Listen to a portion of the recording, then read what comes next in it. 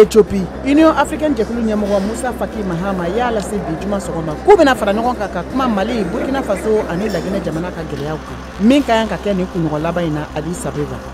Nigeria karo gɛlɛya walew bɛ ka caya u ka jamana kɔnɔna la ka kɔ jamanatigi sigi ani wasaden kalata ɲɛ min ka kan ka kɛ kunɲɔgɔn natɔ. Waleya ninnu bɛ ka kɛ marabolo ka gɛlɛyaba binnen don yɔrɔ minnu kan.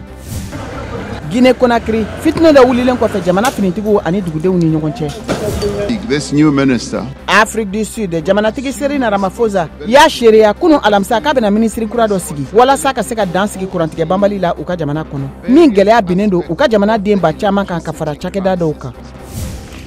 Farafina Ngun kan sini sibiri o ye denw kɛrɛnkɛrɛnnen ye diɲɛ seleke naani la ka kɛ pangolɛn don ye walasa ka se ka waati lakana. Jateminɛliw y'a yira k'a fɔ Farafina Ngun kan ko dantaamafɛn min bɛ wele ko pangolɛn bɛ degun kɔnɔ ka sabu kɛ u fagako juguya ye.